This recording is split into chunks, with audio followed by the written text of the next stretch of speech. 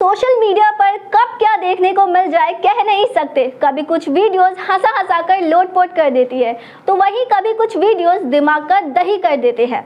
हाल ही में ऐसा ही एक वीडियो सामने आ रहा है जिसने इंटरनेट पर तहलका मचा रखा है और सबका ध्यान अपनी ओर खींच रखा है।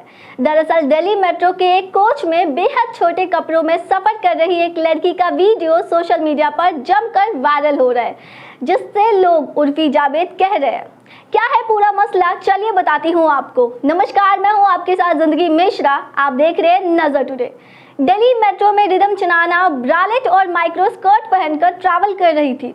उनके ड्रेसिंग सेंस को लेकर बहस सोशल मीडिया पर छिड़ गई। ज्यादातर लोग मान रहे हैं कि लड़की मेट्रो में अश्लीलता फैला रही थी। कुछ लोग लड़की के पक्ष में भी बोल रहे हैं। उनका कहना है कि भारत में अभिव्यक्ति की आज़ादी है। आज ये समझते हैं कि अपनी मनमर्जी के कपड़े पहनने की आज़ादी को लेकर क्या कहता है कानून। अश्लीलता की सीमा किस आधार पर तय होती है। आर्टिकल 19 के ऊपर लिखे अधिकारों को लेकर कुछ शर्तें भी रखी गई है, जैसे इन अधिकारों को यूज इस तरह करना है जिससे देश की संप्रभुता और एकता को खतरा ना हो। इन अधिकारों को यूज करने की वजह से आम जनजीवन अस्त व्यस्त ना हो। इसकी वजह से देश की सुरक्षा के साथ समझौता ना हो, लोगों की भावना को ठेस ना पहुंचे। वापस लौटते हैं रिदम चनाना के केस के ऊपर। कपड़े पहनने की आज़ादी को लेकर क्या देश में कोई कानून है? अगर कानून है तो क्या है? पटियाला हाउस कोर्ट दिल्ली की एडवोकेट सीमा जोशी कहती है, आप अपनी पसंद के कपड़े पहन सकती है, इसमें कहीं कोई रोक टोक नहीं है, लेकिन पब्लिक डोमेन में आप न्यूडिटी को नहीं कर सकते। एक सोशल एक्सपेक्ट की बात करें तो मेट्रो, ट्रेन, बस के अंदर इस तरह के कपड़े पहनने से पब्लिक पर नेगेटिव असर पड़ता है। आज़ादी का मतलब ये नहीं कि आज आप कम कपड़ों में घूम रहे हो और कल आप न्यूड घूमने लगे। आज़ादी की भी एक मर्यादा है जिसे आप संविधान के आर्टिकल को बताकर जस्टिफाई नहीं कर सकते। समाज में रहने के भी कुछ नियम कायदे हैं। जब आप समाज में हैं, सामाजिक जगह पर है, तो आपके कपड़े, चाल ढाल, बोल चाल, रहन सहन उसके हिसाब से ही होने चाहिए। आप डिस्क या पब साड़ी पहनकर तो नहीं जाते।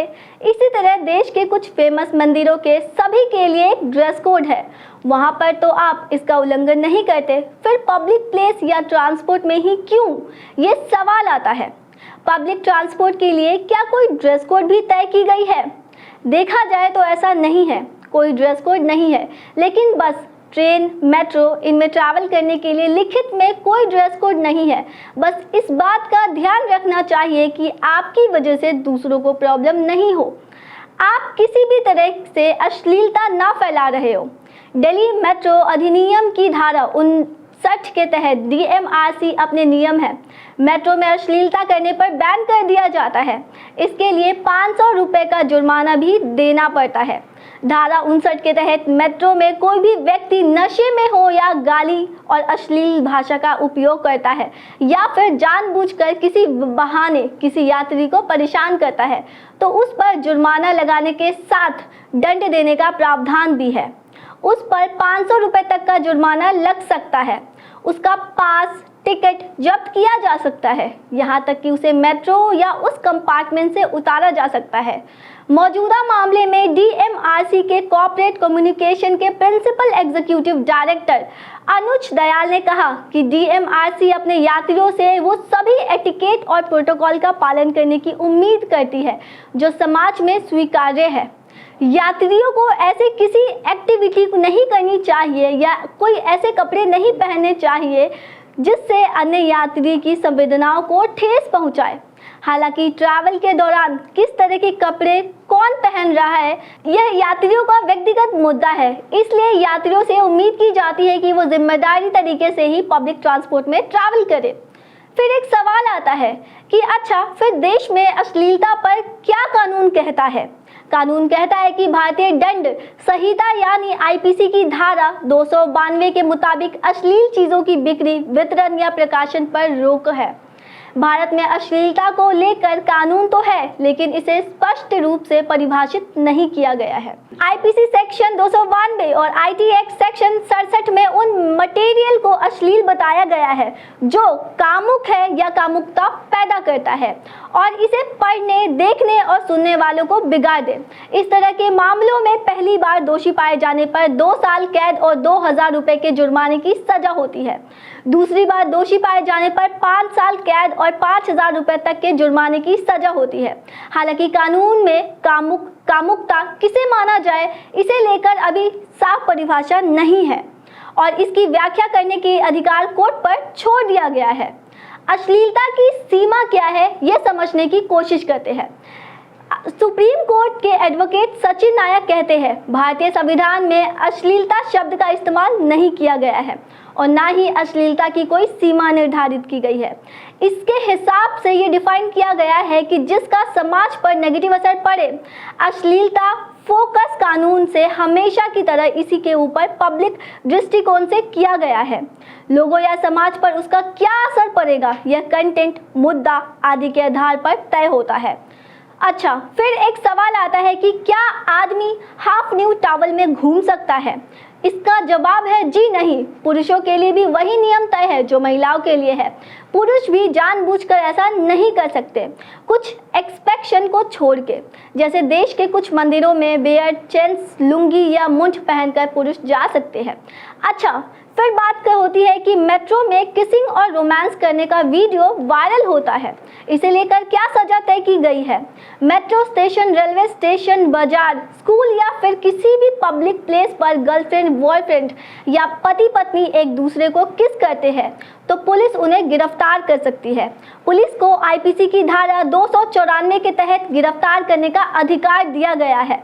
वैसे रिदम चनाना ने अपने कपड़ों के विवाद पर एक इंटरव्यू में कहा कि दिल्ली मेट्रो के अंदर वीडियोग्राफी पॉलिसी तो नहीं है, डीएमआरसी खुद अपने नियम भूल गया है।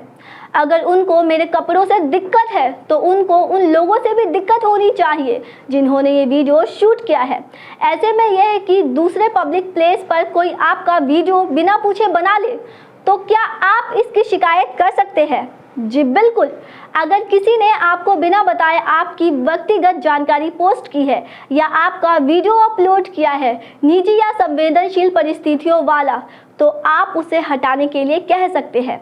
अगर आप उस व्यक्ति तक नहीं पहुंच पा रहे तो इसमें वीडियो हटाने से मना कर देता है या वो व्यक्ति, तब आप इसकी शिकायत पुलिस में दर्ज करा सकते हैं।